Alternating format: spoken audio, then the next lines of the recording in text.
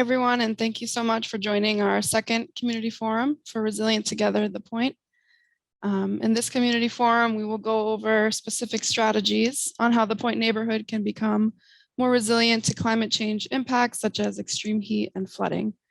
Today's presentation will be recorded in English, and then we'll do a separate recording in Spanish.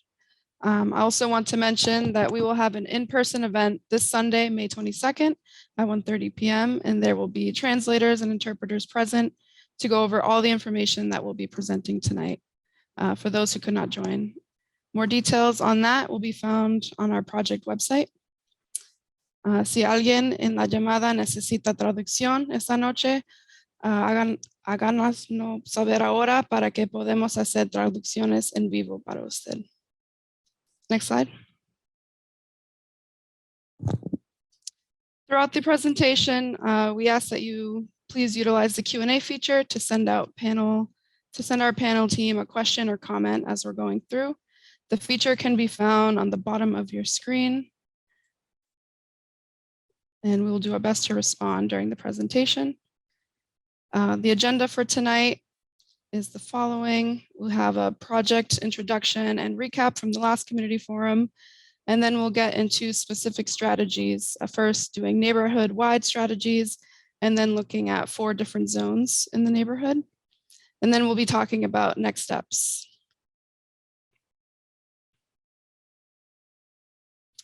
So this slide is an introduction to some of our team. Our team is very big. First, we have myself, Esmeralda Bisono, and I'm the Sustainability and Resiliency Manager for the city. Also from the city is Kate Kennedy, who's in the Planning Department, our Conservation Agent. And then we have Chris and Sal, who are our Outreach Ambassadors. You may see them in the Point handing out flyers, tabling out events, and they do a lot of work with us too with community engagement. And from the consultant side, we have Nasser, who's with Woods Hole Group, Fabian, who works at the Gaston Institute, as well as Professor Elizabeth Sweet, and Despo, who works with SCAPE.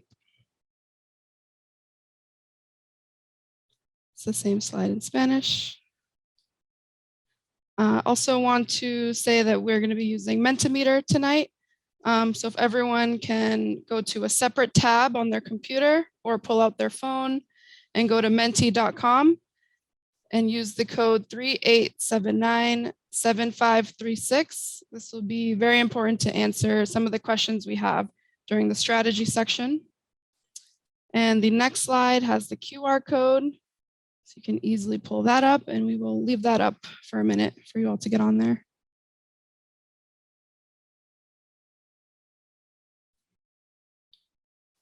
All right, next slide. So we have our first question is, what is your relationship to the Point? And this question, we just want to try out Mentimeter and see who's in our audience tonight. So if you could answer that question, please, on your phone or laptop.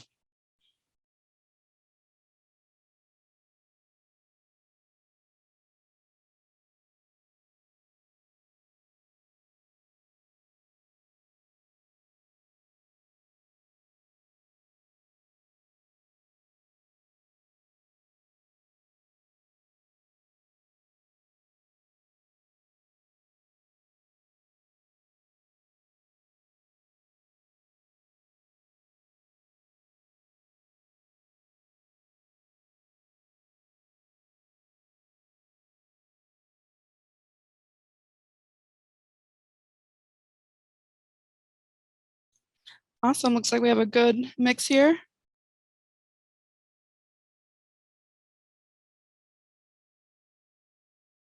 Thank you all for joining and for your support. You can go to the next slide.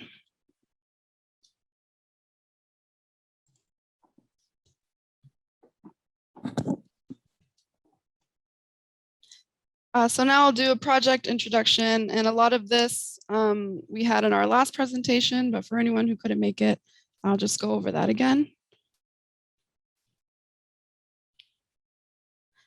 First, we always like to talk about what is climate change. There's a lot of words used in this field that a lot of people always ask, what is climate change, resilience, all these big words. So we like to put this up here. Climate change is the long-term shifts in temperatures and weather patterns. It's also sometimes used as global warming. And climate change is caused by air pollution from human activities like burning fossil fuels. Resilience is the ability to adapt to, withstand, or rapidly recover from hazardous events, trends, or disturbances. And adaptation is the actions we take to reduce the negative impacts of climate change. Next slide. So this project, named Resilient Together, The Point, stems from our 2021 Salem and Beverly Climate Action Plan, named Resilient Together. And through this project, we're addressing present and future climate risk in one of Salem's most vulnerable neighborhoods. The outcome will be an action plan to make the Point more resilient to climate change. And the city will use this plan to guide future projects, programs, or policy changes. And the input we get from tonight's forum will be very, very important for the next projects that we're going to be doing in the Point. Next. Here are some project objectives. We will be doing a multilingual outreach, education, and engagement process, developing predictions of future flooding from climate change impacts such as sea level rise, storm surge, and rainfall flooding. Also assessing how the vulnerable populations and assets will be affected by climate change impacts, and also developing specific recommendations to make the community more resilient to these impacts, such as flooding and extreme heat. This is our timeline. Right now, we are on Community Forum number 2, where we're developing strategies and priorities. When we did the first Community Forum back in January, we were working on existing conditions of the Point neighborhood and modeling future flooding and assessing vulnerabilities. After tonight's Community Forum, and once we have the priorities from the neighborhood, we'll start preparing the draft and final plan. The final presentation will be done on June 22nd, and more info on that will be sent out.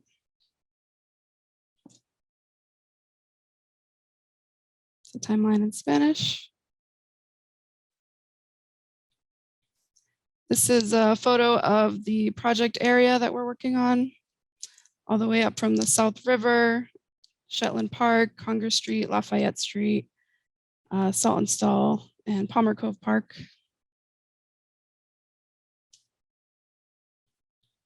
So these are some long-standing community goals that through the city's experience, past and current projects in the Point neighborhoods, the following have been discussed as community priorities, such as safe and affordable housing, jobs, education, career development, small business support, parks, sidewalks, and streets that are welcoming, clean, and safe, public, community, and social support services provided in Spanish to residents of all ages and abilities, community pride, and civic engagement.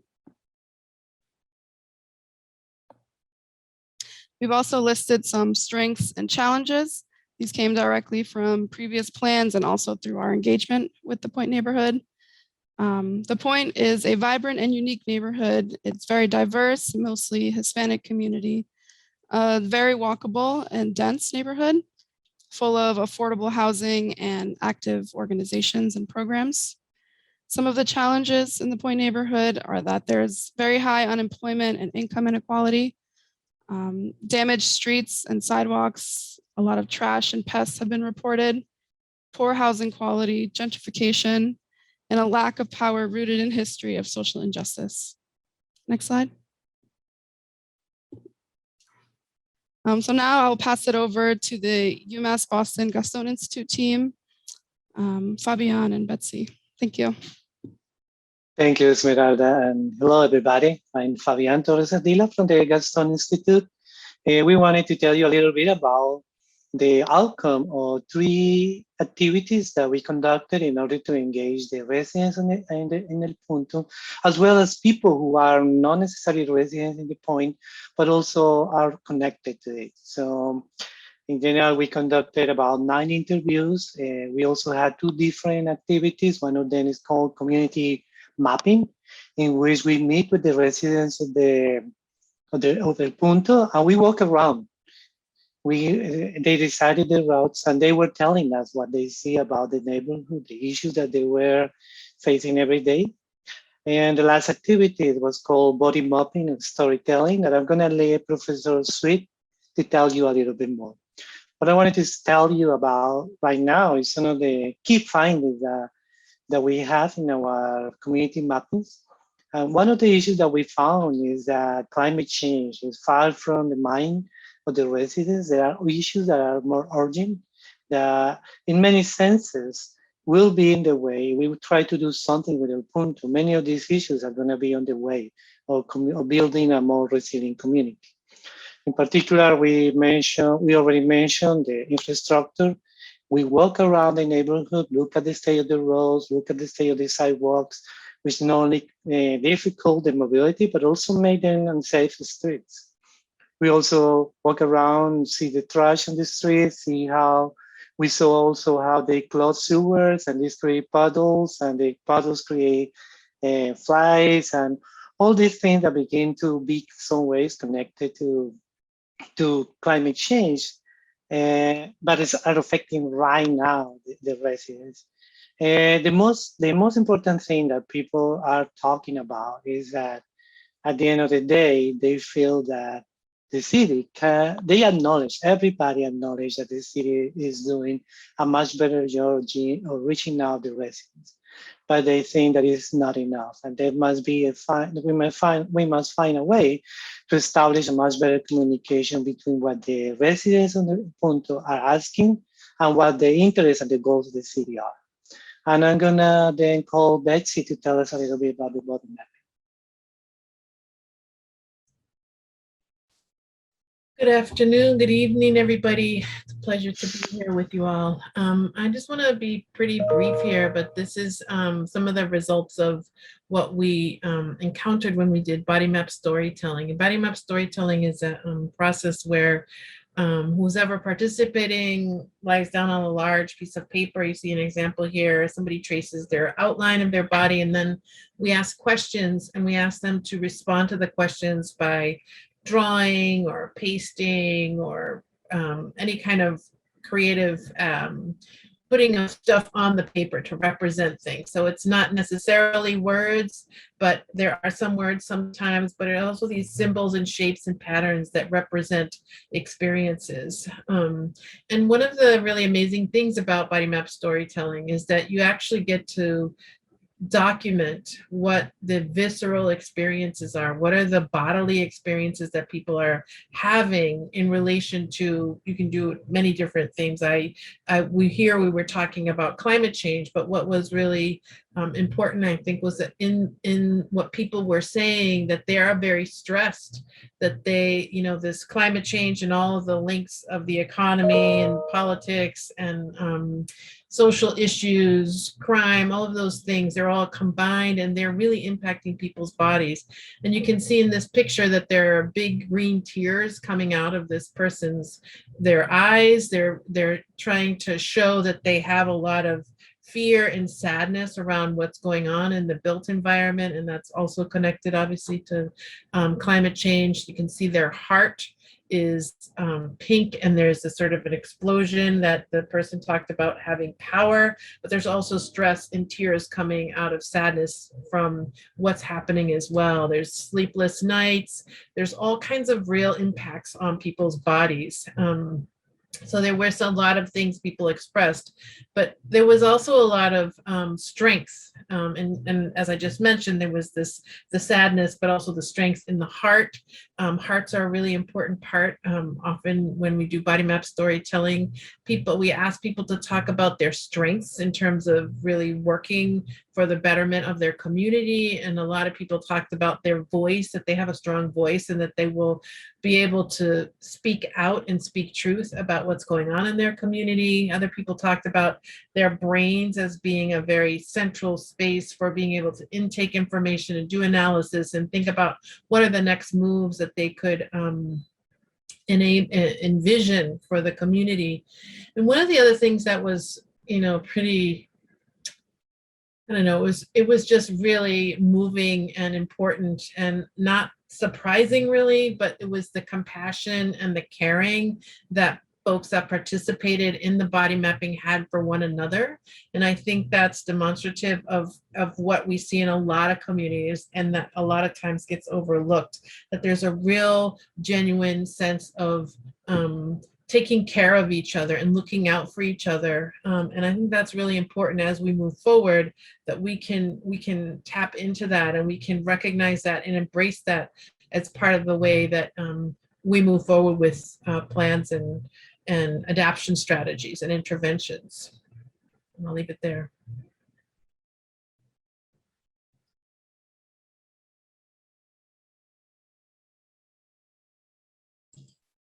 I think Nasser is you. Sure. And so, why all this matters, the community, the Point community of Punto has been designated as an environmental justice community by the state, which is a designation that's given because of historic, systemic injustices that affect people of color, people who speak languages other than English, people with lower incomes.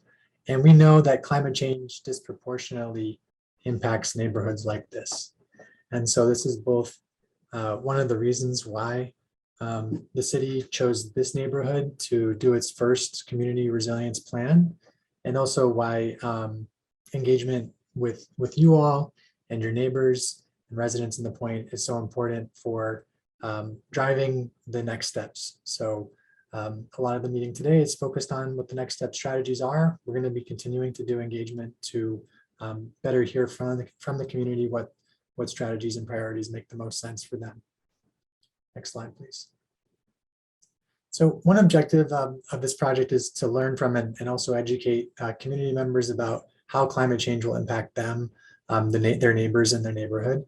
And at the first forum, we presented a detailed review of how people and their social and economic infrastructure will be affected by heat. Next slide, please.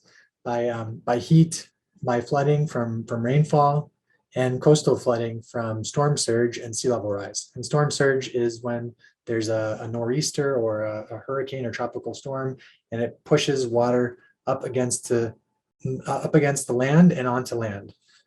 So in 2018, we had in the winter, we had 2 nor'easters that caused coastal flooding in the Point and other parts of Salem. And sea level rise is when the water level on any day, whether there's a storm or not, is actually just higher. And as that sea level rises, storm surge flooding is made worse, and also rain flooding is made worse because there's no way for water that falls on the streets to drain out through pipes. Next slide, please. So the Point is climate change will make the number of days per year that are above 90 degrees, very hot days, more frequent, 3 to 5 times more frequent in the region. And the Point is already one of the hottest parts of Salem, and it's a residential neighborhood compared to some of the other more industrial areas. And this is because of all the pavement and the dark roofs. They trap heat, and there's also limited green space and tree cover to help release that heat. Extreme heat is the deadliest of all the climate change hazards. It causes and makes a variety of health issues worse, particularly for people with other socioeconomic and health vulnerabilities. And it can also increase energy costs for air conditioning. And when lots of people turn on their air conditioners, it can also lead to increased power outages. Next slide, please. Climate change will also cause an increase in flooding from rain. And this will cause more damage to the roadways, which are already impacted by flooding, and also impact people's ability to move in, out, and around the neighborhood. Higher sea levels, as I mentioned, will make it more difficult for rain to drain out of the neighborhood, even in smaller storms. And so we expect these impacts to increase over time. Next slide, please. The South River, Palmer Cove, and Shetland Park will be the most impacted areas from coastal flooding. And the areas at risk of coastal flooding in a rare storm today will eventually be at risk in a common storm or even during a daily high tide. The areas that are shown here represent that kind of area. Next slide, please. And coastal flooding will cause significant impacts to a variety of important features of the neighborhood. including to affordable housing, small businesses, parks, transportation, other infrastructure, and community assets. Next slide, please. So through engagement in the first community forum and an online survey, we heard from community members about their experiences, priorities, and ideas. Next. Respondents are already experiencing the impacts of extreme heat, including higher energy costs and different health and safety impacts. Next slide. Respondents are also concerned that increased flooding will damage their homes, their businesses, and their belongings, as well as impact infrastructure, public services, which also affect health and safety. Next. The most important assets for people who responded to the surveys are their homes and also what to do in an emergency, but also include the whole range of impacts to the community and its infrastructure and assets that we covered in the previous slides. So people are generally aware of kind of what will be impacted in the future. Next. And respondents have a lot of good ideas about how to improve the community's resilience. They include things like using parks and trees to reduce flooding and heat, updating buildings and infrastructure to be more resilient, increasing awareness, and planning for emergencies and disasters. So now we're going to get into the main focus of today's forum, which is to share ideas and get community feedback on resilience approaches and strategies. And we've used community input and best practices from other cities to identify strategies that can help the point become more resilient. There are neighborhood-wide strategies, including social strategies, policy strategies, and operational strategies. And there are also physical strategies that apply to specific areas or zones within the neighborhood. So we'll share more details on each of these strategies in the next slides. And as we identified different physical strategies, we asked ourselves, how do these strategies align with the existing city plans, such as for emergency management or capital improvement or climate action? How do they align with the existing community priorities that we're aware of? And this is based on feedback we've received through previous engagement as well as previous planning efforts. How easy or difficult would it be to implement these strategies in terms of the cost, how long it would take? Is it something the city can do, or does it require lots of different people to take action themselves? And then what are the risk reduction benefits, specifically for environmental justice community members, for infrastructure, for buildings, and what is the remaining risk that's left at the end? So in the slides that follow, we'll present some initial findings from some of that evaluation. So we're going to start with the neighborhood-wide strategies. And next slide, please. And in terms of social strategies, there are 3 that we've identified. The first is a resilience hub. And the strategy here would be that the city could work with partners that the community trusts to provide a place where residents can go, a one-stop shop, to obtain support and resources and services before, during, or after an extreme event. This could be things like finding out about how to get flood insurance, or how to get a claim on flood insurance, how to find different funding opportunities, even just where to find food or shelter, after an event has happened, or obtain other kinds of support and information. Another one is awareness and participation. So the city could create and distribute information about how climate change will impact the community, and also what actions people can take to help themselves and their neighbors stay safe. So this could include things like, what should a business do to prepare for flooding, or how can individual families prepare plans for what to do in an emergency. In addition, this could include increasing participation in deciding what should happen to make the community more resilient by using participatory budgeting process. And that's basically where members of the community can vote on specifically where to direct funds for community resilience improvements. And their votes would determine how that money is spent.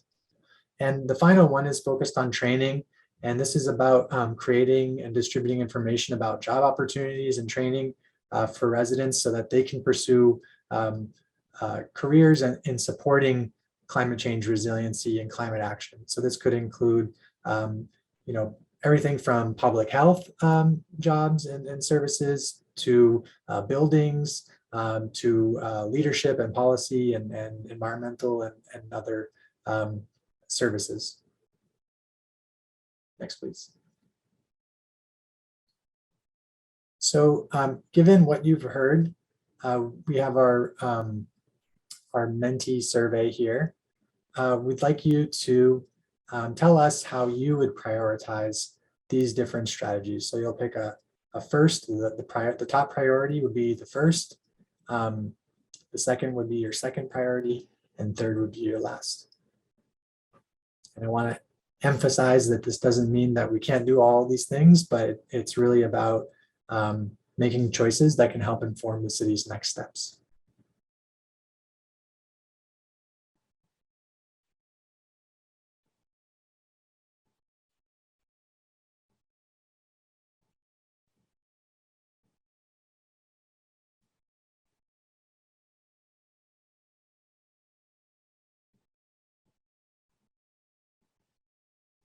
So this is great. We're seeing here that there's a strong interest in job training and opportunities. We saw that previously as one of the key priorities for the community. And we know that due to the existing unemployment and income inequality, that's an important strategy.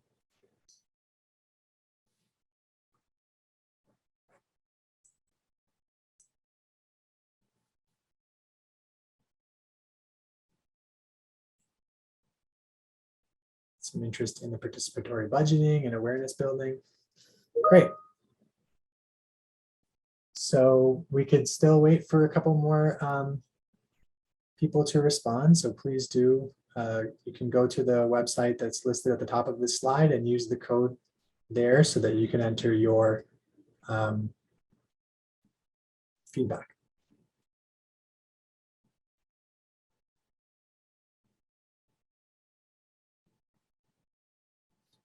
All right.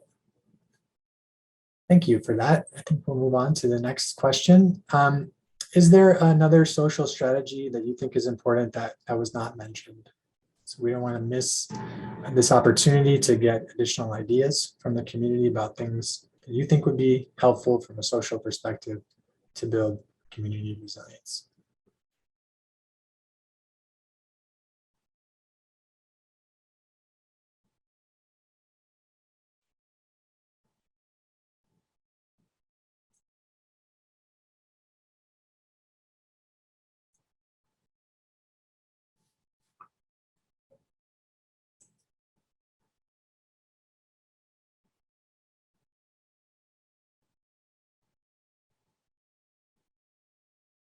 While we're waiting here, I just want to also remind people that if you need translation, please enter in the Q&A and we will adapt and begin translating live.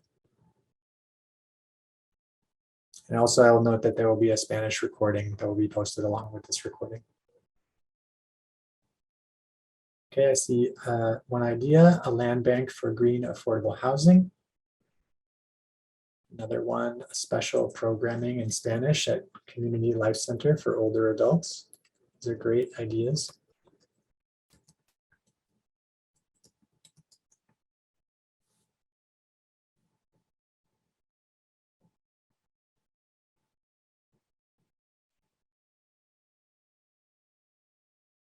Okay, I think we're going to move on, but I also wanted to mention, oh, there's a couple more. That's great. More support for adaptation for homes and apartments. We'll be covering that. Actually, all three of these items, the translation for emergency preparedness, solar incentives, et cetera, in our upcoming slides. So that's great to see support for those early on. Culture supportive community events and high school civic programs to build youth awareness.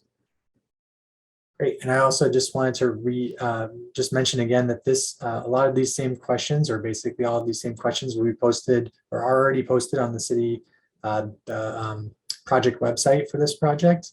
and we'll be continuing to obtain feedback. So if you come up with another idea later, don't hesitate to go to the website and fill out the survey with your additional ideas. Thank you. Next slide, please. So there are a variety of different policies that the city can implement to build community resilience in El Punto, and frankly, beyond even El Punto and really citywide. One of these could be helping people to obtain financial, other support, technical administrative support, and guidance on how to make their homes and businesses more resilient to flooding and extreme heat. That was one of the ideas that someone submitted in the last question. The city could also pass new laws or regulations, new ordinances and regulations that would require new buildings and redevelopment, and even city infrastructure to be more resilient, safer from climate change impacts, and also, if possible, to contribute to the resilience of the broader community. So as part of project development, as developments that are seeking city approval, those policies would be on the books for the city to administer. Next slide, please. So of these two policy strategies, again, A being supporting individuals to make their buildings more resilient, and the second one, passing laws or regulations to require development, redevelopment, infrastructure to be more resilient. We welcome your votes, your feedback on these.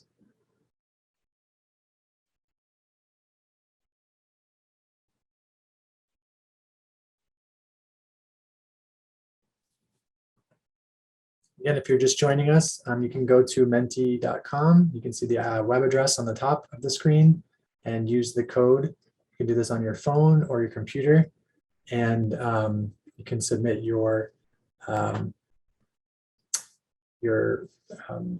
survey responses.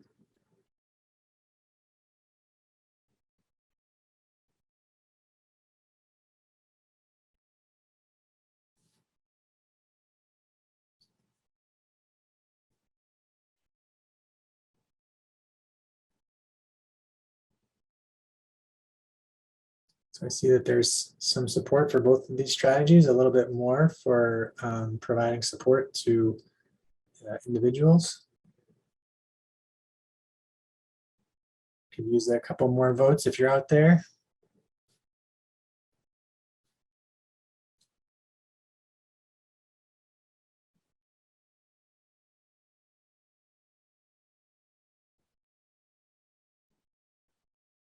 Again, go to menti.com and enter 3879-7536.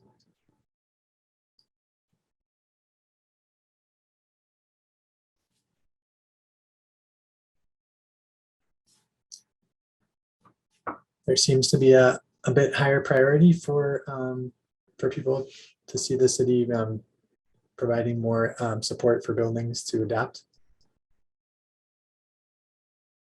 So that's helpful feedback. Thank you very much. We're going to move on to the next strategy.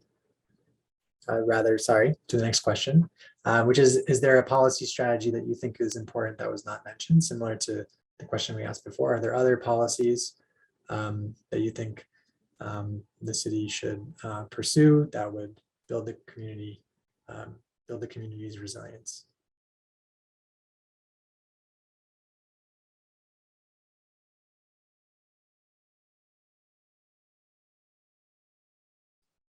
Support for renters.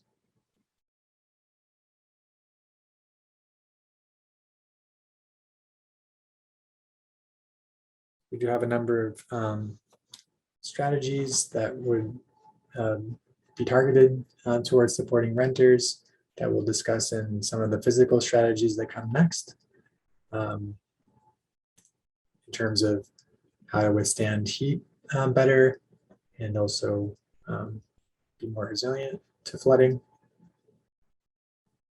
Okay. See, mitigating the climate crisis. So this is reducing our greenhouse gas emissions, the air pollution that we're putting out into the world that's causing climate change. So if we can do things to reduce the amount of greenhouse gases that we're contributing, we can reduce the impacts in terms of climate change or push them off further into the future. And that's the main purpose of the city's Resilient Together Climate Action Plan. Partnering with other agencies and utilities. These are great. All right, in the interest of time, we'll move on to the next question or to the next set of strategies. So there are also several operational strategies, and some of them are interrelated, but the first one is to establish clear emergency routes and sheltering so that we can help people safely evacuate and find a temporary place to stay when there's a flooding or extreme weather event. The second one is emergency communication. So ensuring that residents of all ages and abilities, immigration status or language receive instructions on what to do during emergencies, and that could include where to go for shelter. So this is, I think, one of the points that was brought up in one of the previous suggestions from the audience.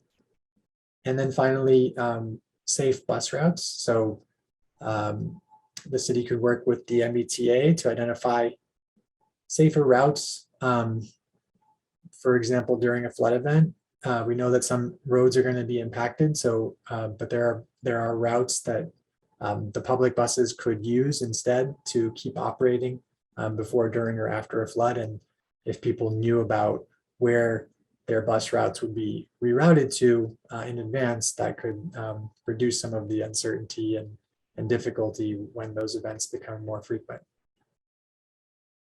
Next slide, please. So again, which of these strategies would you prioritize? For the first, emergency routes and shelters. The second, emergency communications. And the third, safe bus routes.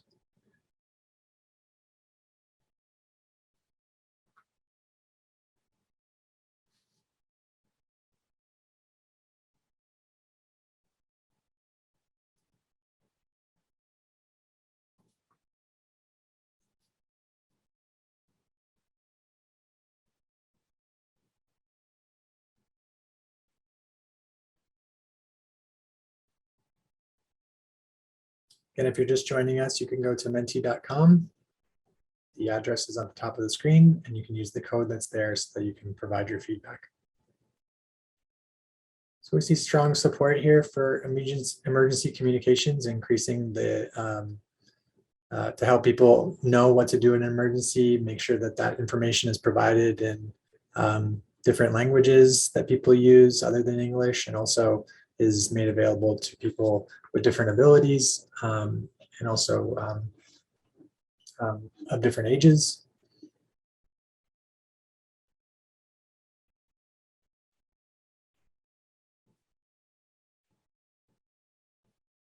Give it another minute.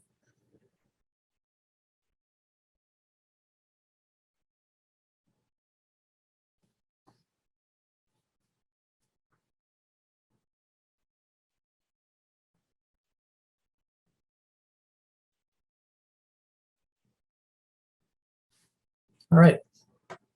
Well, thank you for your input on this question as well.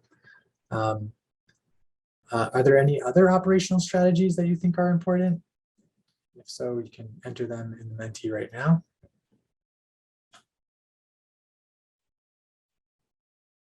We are open for additional ideas.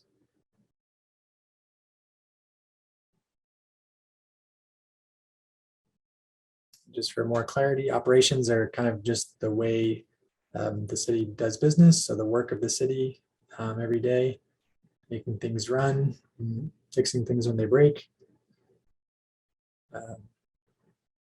managing emergency operations, fire, police, public works.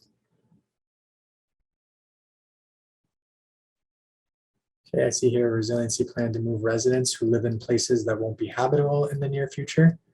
I want to emphasize that in the near future, we don't expect places to become totally inhabitable in the point. the risk of exposure to flooding and extreme heat will increase in the future, in the near future, and in the longer run. But in the longer run, in the very long term, in the late century, it could be very difficult if other things aren't done to make the community, certain parts of the community more habitable. And as we get into other physical strategies, this is one that we'll explore a bit more. More funding for maintenance. We've heard from community members that streets and sidewalks need greater maintenance. Set up community groups that can help manage issues as they emerge in collaboration with the city. It's great, a good continuing point of contact with the community to revise priorities as things go along. Maintenance again. Wait another few seconds here. Better mass transit, such as a free shuttle.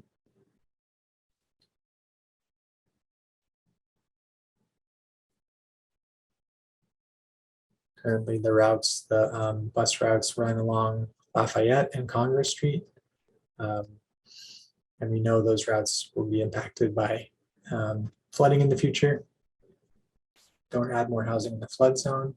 So that's similar to moving residents who live in places that won't be habitable to not make the future situation worse by making more people live in places that won't be habitable in the longer run.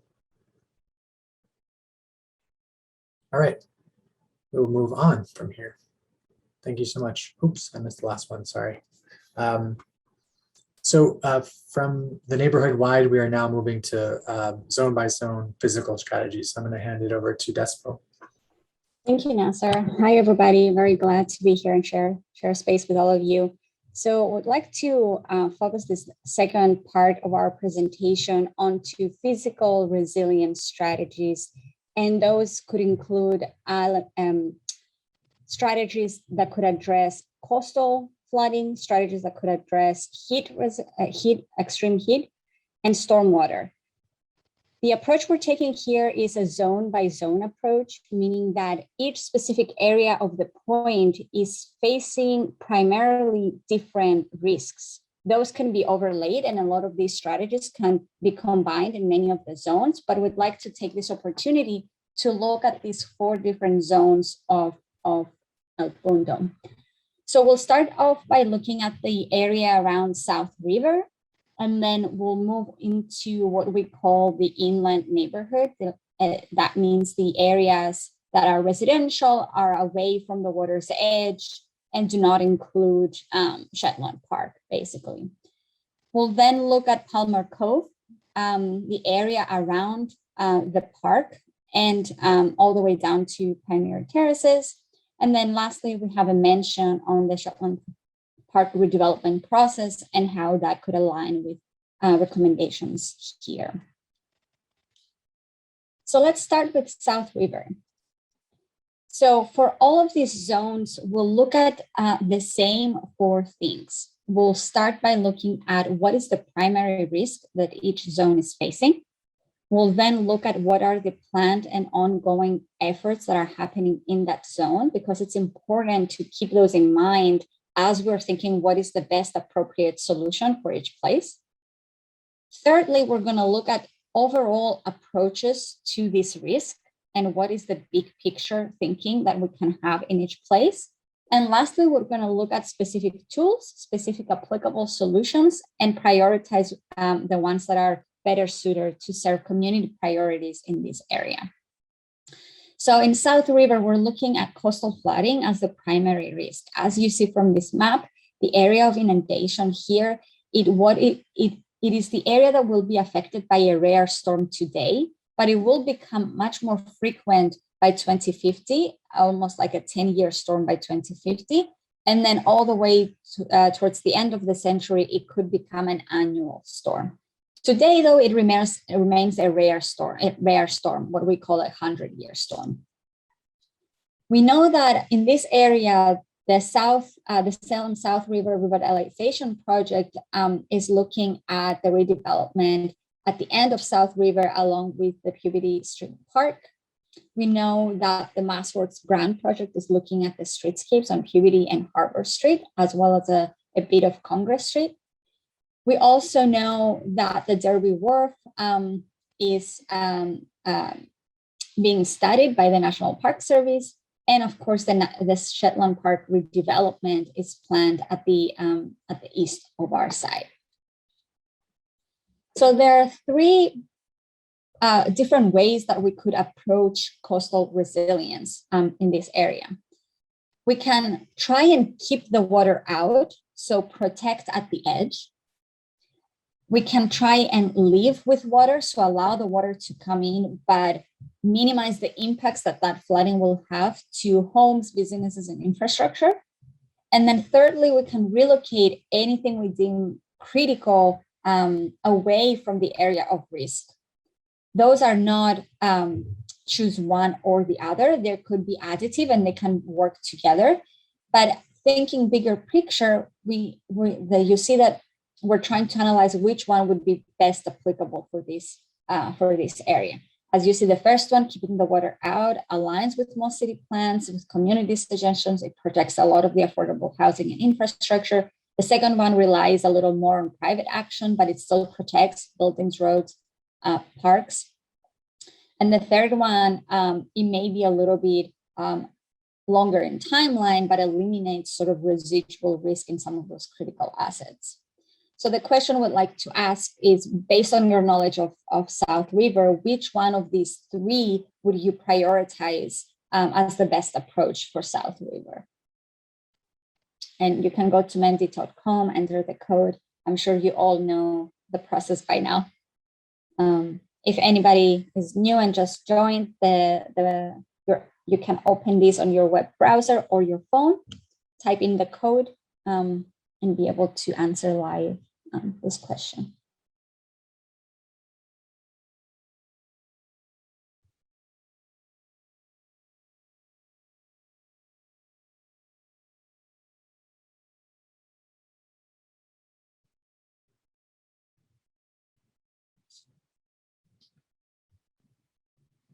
As we see immediately, keeping the water out and relocating critical assets are definitely prioritized here compared to living with water.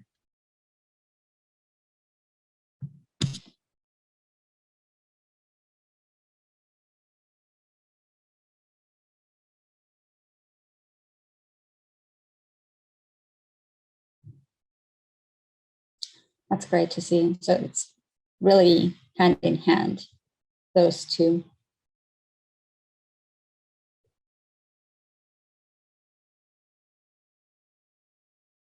I think it's important to note, as you guys are thinking through these, the critical assets, the power substation that's located here, a lot of affordable housing, but also keep in mind the projects that are ongoing and could be tapped into to increase the resilience benefit that they have for the area and what they can offer to the neighborhood that's adjacent to those projects. Okay, we have 11 responses. I think we can go to the next one. So a couple of examples what those different strategies could look like. So you can see these three columns are these three different approaches that we discussed. In keeping the water out, those first two images are showing elevated flood barriers. It could be something as simple as a low flood wall. It could be a sitting wall. It could be a very small sort of riprap edge. Or we can enhance existing shoreline protection and make sure that it adapts to future protection. So something that's protective today, it can still be adapted to protect in the future. In living with water, help people make their home and business safe for flooding. And you see in this example diagram how people could get support to flood-proof their basement, relocate their critical facilities. And also in that category, design open spaces to absorb and slow the flood waters and any wave action that may happen in the South River. And then thirdly, relocating critical assets. That would mean help moving critical infrastructure, community facilities, and affordable housing to safer locations away from the risk area, and to limit new development and redevelopment in areas that are high risk of flooding. So keep these examples in mind as I go to the next slide, where I'm going to ask you to select the ones that you would like to see in South River that are best appropriate for this particular zone. And here you can select multiple.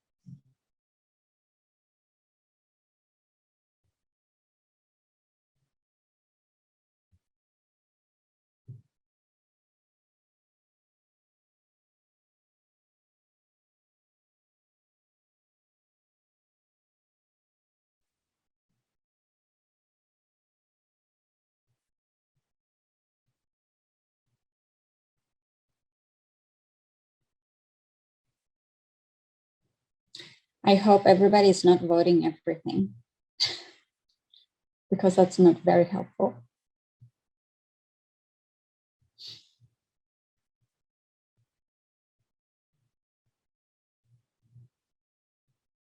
I guess it is helpful though to know that there's support for all.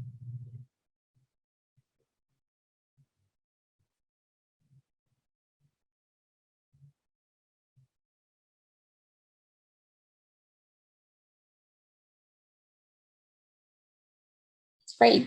I think from the get-go, we see a lot of support in help people adapt homes and businesses and design open spaces to absorb water. Interestingly, those two were in the Live with Water bucket. That was, as an approach, was not certainly prioritized for this area, but the tools here are definitely seem to be desirable. And then limiting new development in risk areas seems to also have a lot of votes. It's great. Right, moving on. So we've covered one of the zones, one down, two more to go. So the inland neighborhood, so we're looking at the residential core of the point, and we're gonna look closely at two types of risk, one being extreme heat and the second one being stormwater flooding. So as you see in this map here, the more red the color is, the higher the temperature of the built environment is. The more orange, yellow, the cooler the site is. And you can already see that the small existing pockets of green, Mary Jane Lee Park, Lafayette Park, even Peabody Park, and of course, Palmer Cove Park really come through as these moments of cool down, cool spots, and the oasis in the urban fabric. Secondly, if we look at this version of a map where it's depicting stormwater flooding, we're looking at some low-lying areas close to Peabody Street, but also further south on Leavitt Street, Palmer Street, where are impacted by stormwater flooding. In addition to the planning ongoing projects that were mentioned before, we also know that the general area of El Point is part of the Green Gateway Cities program, where it looks at increasing tree planting and the 2022 paving plan. In addition, we know to the south that the Palmer Cove Park renovation is happening. So first, let's look at heat resilience. There are three different ways of approaching heat, and those are additive. They're not choose one or the other. We can do things to alleviate heat and how we experience heat, make sure that we are sort of protected from that from those extreme temperatures. We call that heat relief. We can mitigate heat. So heat mitigation means we can reduce the effects and how much, the environment is reflecting back some of that temperature. And third, we can plan for energy resilience to accommodate the increasing needs for more cooling and air conditioning and more power in the future. So you know the drill by now. Next slide are these three strategies that would like your input to prioritize for the inland neighborhood. Here you're selecting your first, second, and third choice. So this will be ranked.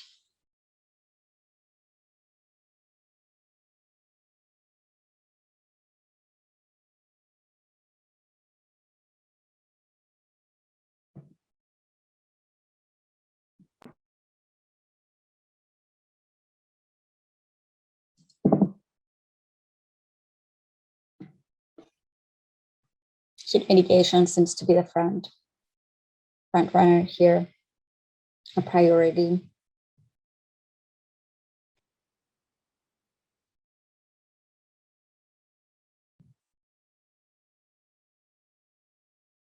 Give it a few more seconds to get your answers in.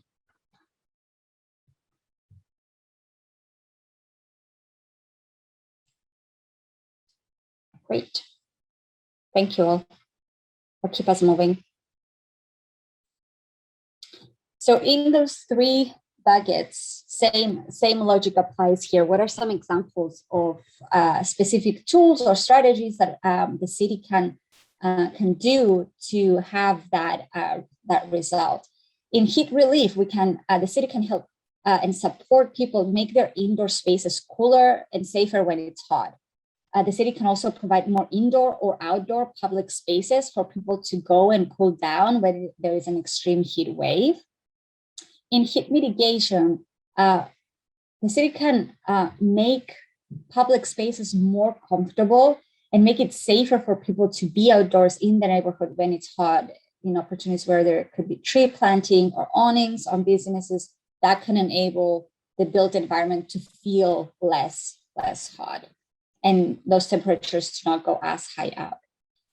Also here, adapt buildings and open spaces to reflect heat. So use reflective materials on paving, but also on roofs. For example, a lot of the buildings that you see with white roofs. And then in that last category, with energy resilience, help residents and businesses keep their lights, air conditioning, and fridges running during potential future power outages. And lastly, help owners, residents, and businesses to save money on their summer energy bills and sort of shoulder a little bit of that increasing cost. So from that, we're asking you to select the heat solutions that you see best appropriate for the residential core of the point.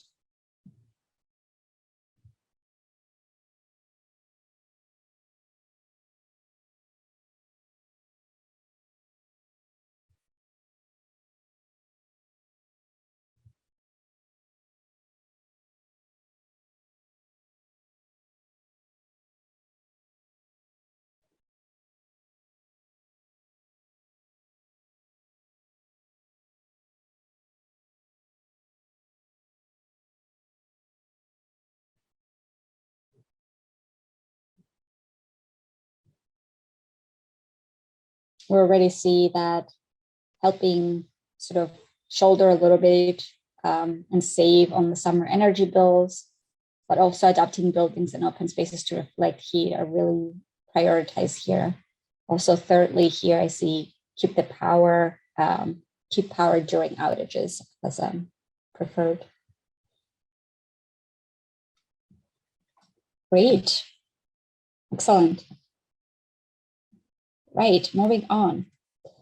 So we're staying in inland core and we're looking at stormwater management now. As we know, there's going to be increased rainfall, more ponding, and stagnant water that cannot get out into the bay into the future.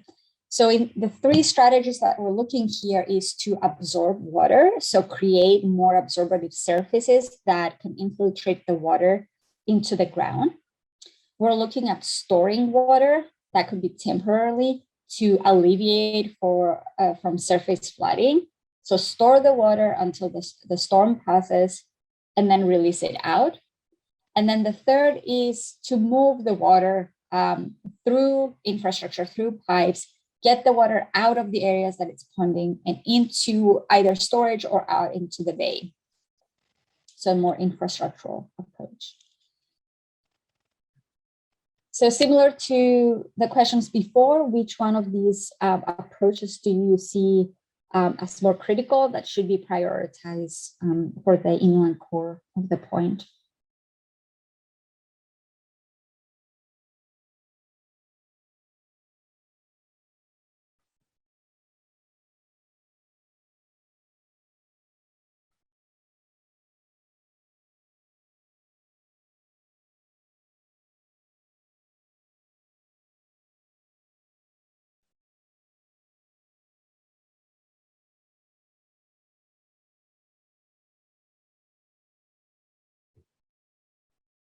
Absorbing water seems to be clearly prioritized, which is certainly a challenge with the density in the point, finding spaces that can have more permeable materials that can do that, in addition to the parks, obviously, that have that capacity. It's definitely a big challenge and definitely a clear priority. Moving water and more infrastructural recommendation here, definitely ensuring that infrastructure can play the role that it should in the point and not create additional vulnerabilities would certainly be important. I'll give it a few more seconds and then we can move on.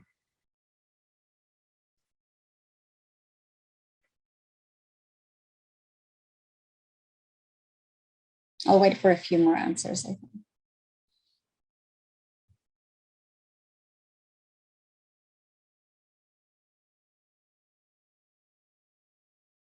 All right, seems that we're not getting another answer. All right.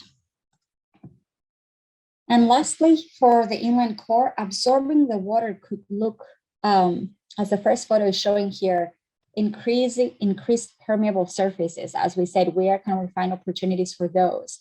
And then rain gardens or other absorbative buffers or planted areas, if there is that opportunity in select locations.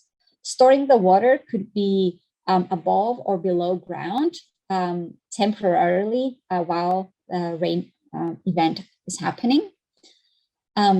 Storing water can also happen by collecting water from roofs and other surfaces for later use.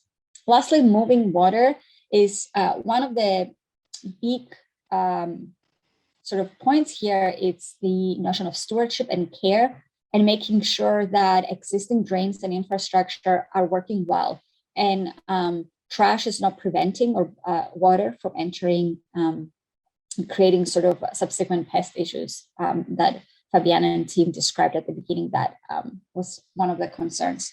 And then lastly, fixing roads and sidewalks to make them drain better, make sure that indeed the water is moving towards the drain and keep them in good condition so they don't have the same effects of ponding that we've seen in some locations.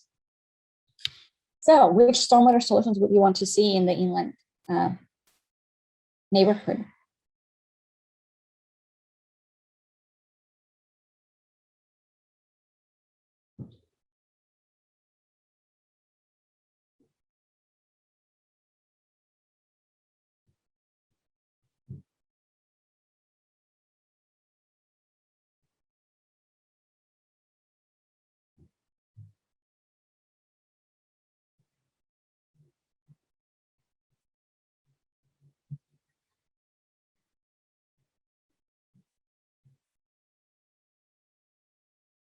I'm rating increased permeable surfaces as the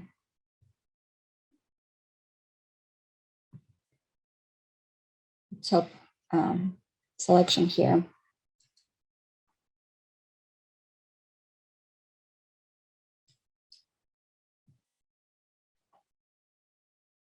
Great.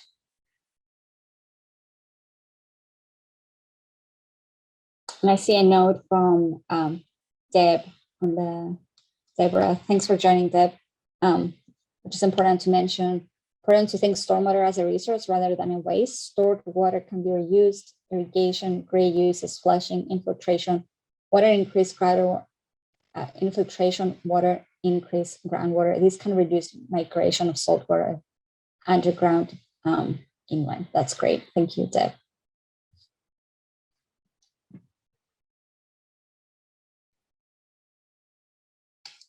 All right, moving on.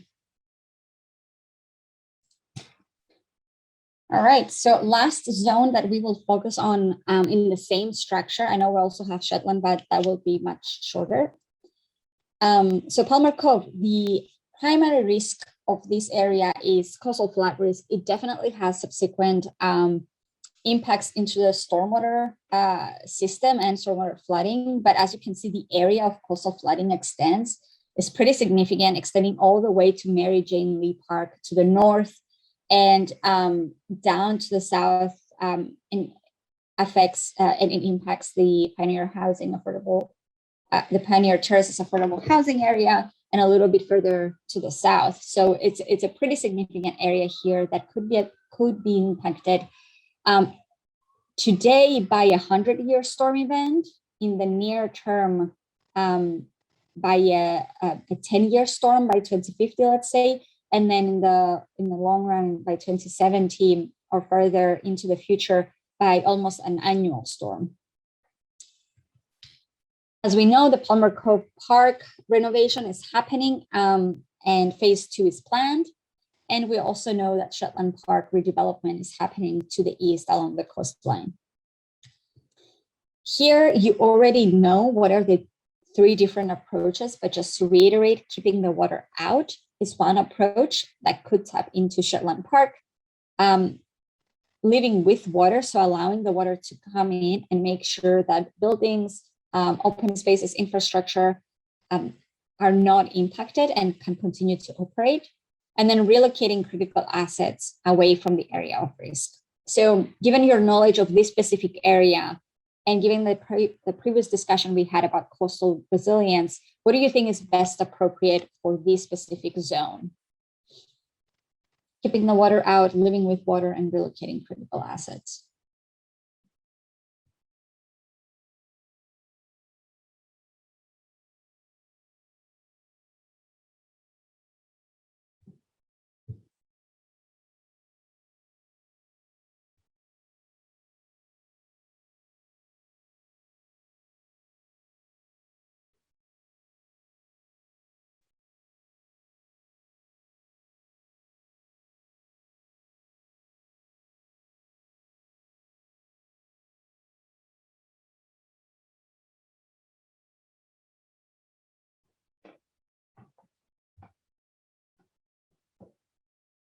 That's very interesting to see that living with water comes in as first priority between the answers.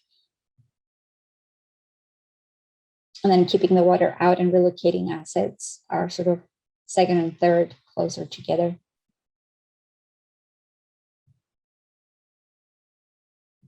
A few more seconds and we can move to the next one.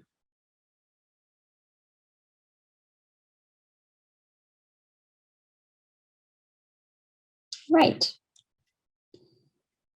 And lastly, you've seen these images when we talked about coastal resilience solutions for South River. A very quick refresher, keeping the water out, either by elevating flood barriers that can enhance the public realm or enhancing existing shoreline protection to make sure it adapts with climate change. Living with water by supporting homes and businesses to adapt to flooding, and designing open spaces to absorb and slow flood water. And then thirdly, relocating critical assets such as critical infrastructure, community facilities, affordable housing to safer locations, or limiting new development or redevelopment in areas that are at high risk of flooding. So you've seen these and hopefully are sort of ingrained in your way of thinking. Which ones would you see as best applicable for the area around Palmer Cove?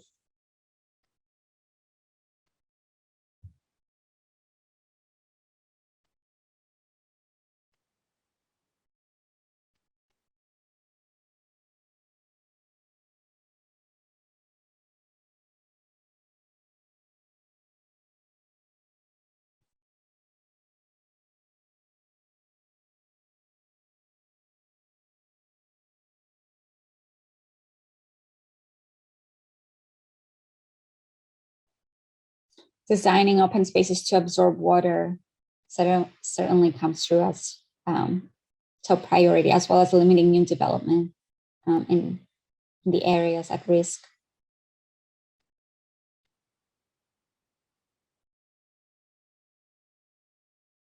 Great. Couple more seconds. Any more responses here?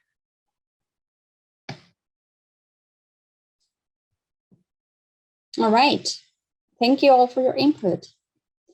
All right, and a very brief note for the Shetland Park Zone. So all of these different coastal resilience and stormwater resilience, as well as heat resilience solutions that we discussed, definitely depend and need to work together with the Shetland Park redevelopment process. In this slide here, it's a slide that the Shetland Park team has provided. They're in the middle of their planning study and engagement. So there is a link to their project website where you can find more information.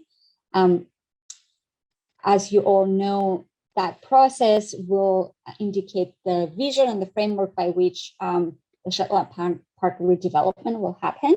It is important to note that recommendations around coastal resilience, stormwater, and heat from this effort are going to be coordinated and presented to the Shetland Park team.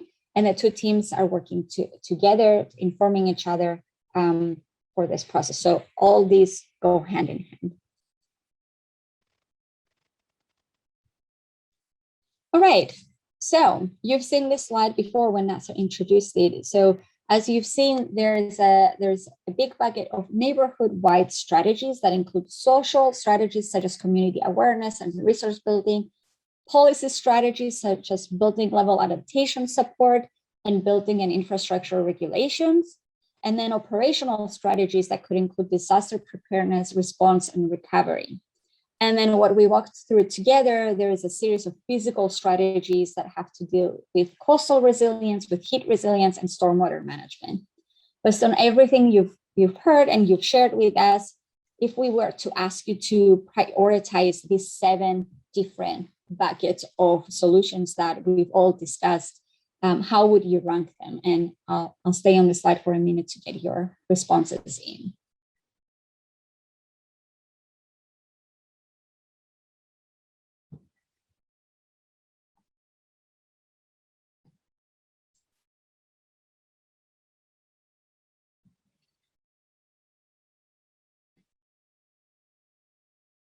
It's certainly a difficult question in the sense that we're asking you guys to think not exactly comparing apples to apples, because a lot of these things are additive. But if you were to select where does the city focus most of its attention, especially in the near term, how would you start to prioritize these solutions? And it's great to see already some of the responses coming in.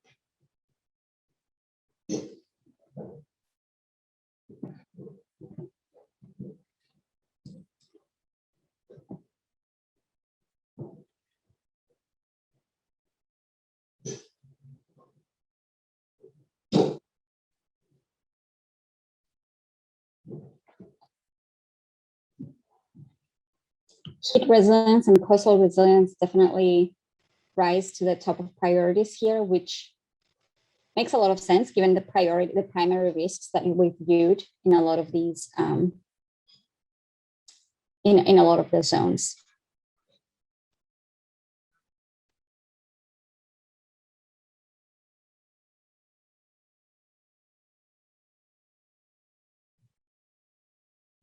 Stormwater management comes third, and disaster preparedness. A lot of the initial comments we got in that first question that had to do with emergency communications and emergency management are reflected here.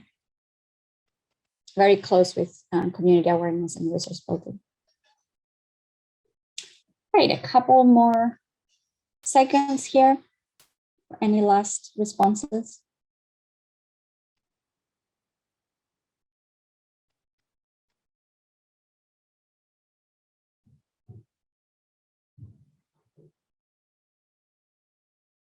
Great, right, thank you all. We have 2 more questions before we wrap it up. Reflecting on what you've heard and what you've thought through this evening, what role should the city prioritize in the near term? Excuse me.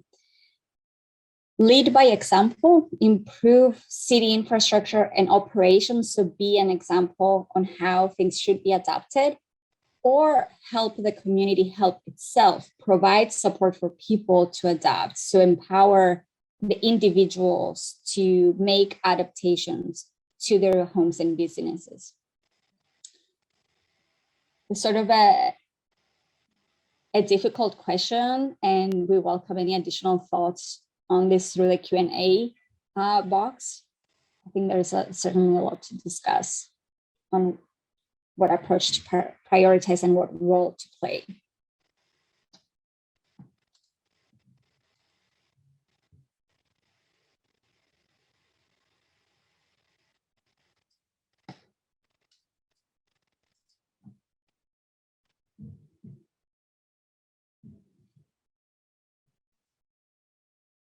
Leading by if you help the community help itself, so empowering individuals and providing that support to adapt, seems to be a little bit ahead by the city sort of leading the infrastructure and operations, infrastructure adaptation and the operations.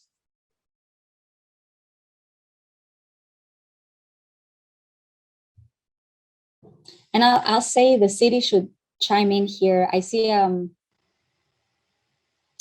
note in the chat, maybe Esmeralda or Kate, if you want to answer that verbally, that would be great.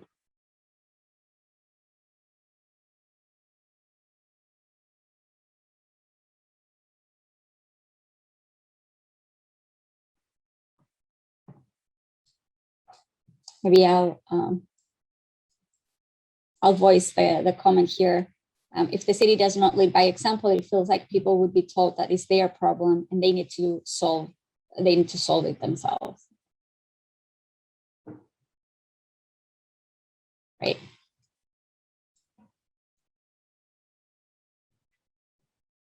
I welcome anybody from the team to chime in. Right, moving on. Last question. No, Nasser, you were about to say something. No, okay. I think this called Something. Kay wanted to say something, say that she wanted to answer this question live. Let's go ahead. Well, I'll defer to Kate if she wants to answer. I was just going to say that's a great point, and that's why community input is also very important, so the city can see what the community needs and desires, and how to work together on how the city can lead by example. So I think the community input is excellent. So that's a great point. Thank you, Kate. All right, last question. What scale of action should the city prioritize in the near term? So are we envisioning 1 or maybe 2 large initiatives that take more time and resources to implement, but could have also significant benefit for the point? Or does the city take an approach of several small initiatives that can take less time, less resources, are sort of quick wins, and sort of comparatively their impact their benefit may be a little bit smaller than sort of larger undertakings may have?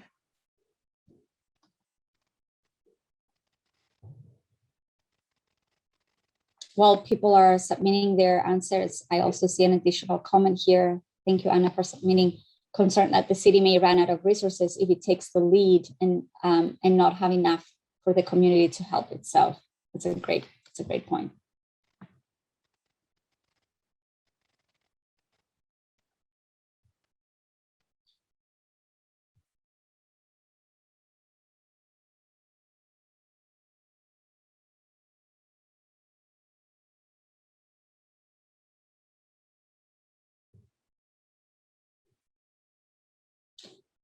Seems that out of the responses we're getting in, larger initiatives that have more time and resources are prioritized over several smaller quick wins.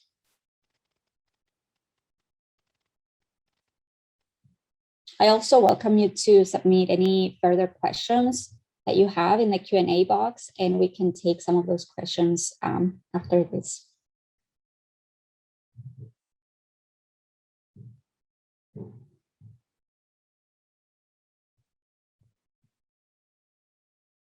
Great, a few more seconds, we'll stay on this slide. A couple more folks need the time.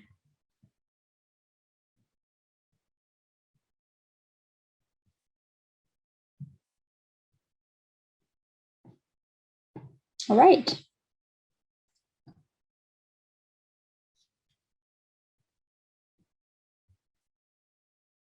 Passing it on to Kate, is it? Or Nasser? Kate. It's okay.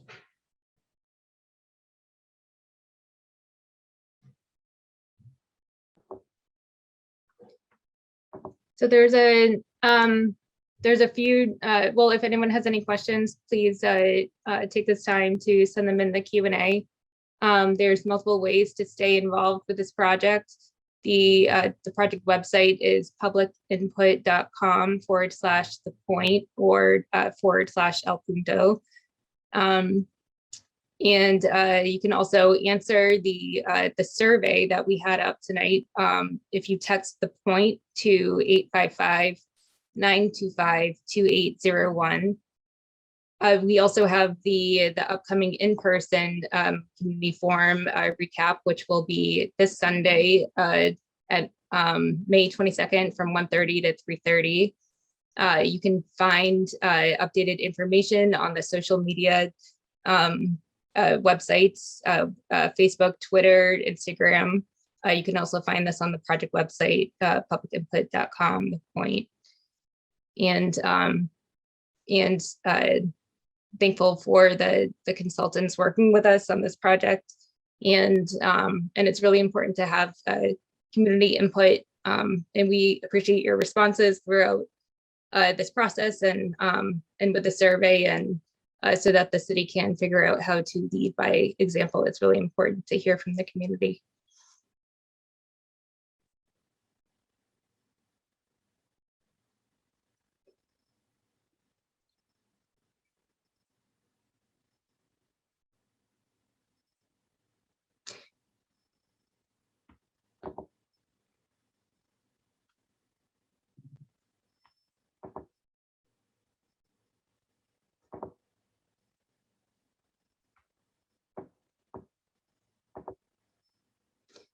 And if anyone has trouble accessing these different ways to become involved, feel free to reach out to the contacts on the beginning of this presentation, those friendly faces, and they'll be happy to point you in the right direction.